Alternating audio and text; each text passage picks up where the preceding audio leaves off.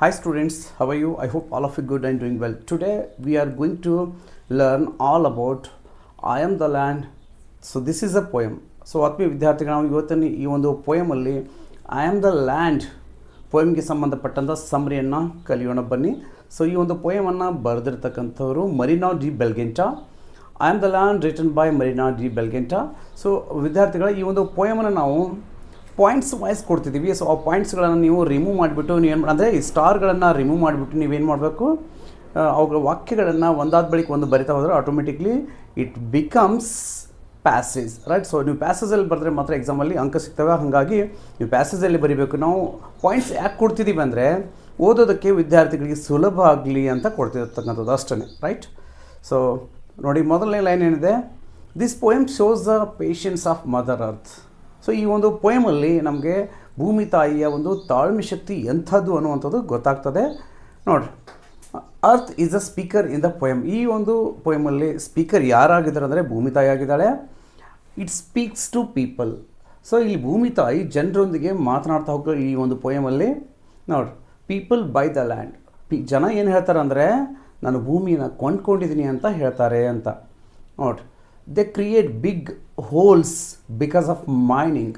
So ಜನರು ಭೂಮಿಗೆ ದೊಡ್ಡ ದೊಡ್ಡ ಹೋಲ್ಗಳನ್ನು ಹಾಕ್ತಿದ್ದಾರೆ. ಯಾವುದಕ್ಕೋಸ್ಕರ ಅಂದರೆ ಗಣಿಗಾರಿಕೆಗೋಸ್ಕರ ಅಂತ ಭೂಮಿ ತಾಯಿ ಹೇಳ್ತಾ ಹೋಗ್ತಾಳೆ. ಸೊ ತನ್ನ ಒಂದು ನೋವನ್ನು ಈ ಒಂದು ಪದದ ಮೂಲಕ ಭೂಮಿ ತಾಯಿ ಹೇಳ್ತಾ ಹೋಗ್ತಿರ್ತಕ್ಕಂಥದ್ದು. ನೋಡಿರಿ, they say loudly they are the owners of the land. ಅಷ್ಟೇ ಅಲ್ಲ, ಅವ್ರು ಏನು ಹೇಳ್ತಾರೆ ಅಂದರೆ ಈ ಭೂಮಿಯ ಮಾಲೀಕ ನಾನು ಅಂತ ಜನರು ಹೇಳ್ತಾ ಹೋಗ್ತಾರೆ ಅಂತ ಹೇಳ್ತಾಳೆ.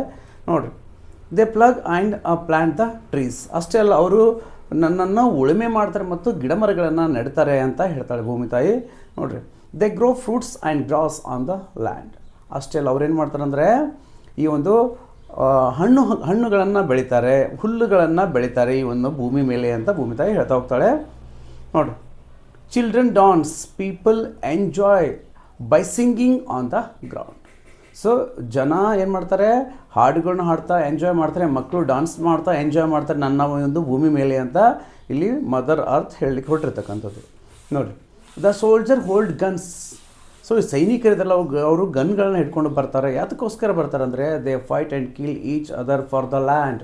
ಅವರು ಈ ಭೂಮಿ ನಂದು, ಆ ಭೂಮಿ ನಂದು ಅಂತ ಹೇಳ್ತಾ ಭೂಮಿಗಾಗಿ ಫೈಟನ್ನು ಮಾಡ್ತಾ ಒಬ್ಬರನ್ನೊಬ್ಬರು ಕೊಲೆ ಮಾಡ್ತಾ ಅವರು ಈ ಭೂಮಿ ಮೇಲೆ ಗನ್ಗಳನ್ನ ಹಿಡ್ಕೊಂಡು ಬರ್ತಾರೆ ಅಂತ ಹೇಳ್ತಾರೆ ಭೂಮಿ ತಾಯಿ. ಮುಂದಿನ ನೋಡ್ರಿ, people build fence around the land. ಈ ಒಂದು ಕಾರಣಕ್ಕಾಗಿ ಅವ್ರು ಮತ್ತೇನು ಮಾಡ್ತಾರೆ ಅಂದರೆ ಈ ಭೂಮಿ ಮೇಲೆ ಅಲ್ಲಲ್ಲಿ ಸುತ್ತಲೂ ಏನು ಮಾಡ್ತಾರೆ, ಬೇಲಿಯನ್ನು ಹಾಕ್ಕೊಂಡು ಬಿಟ್ಟಿದ್ದಾರೆ.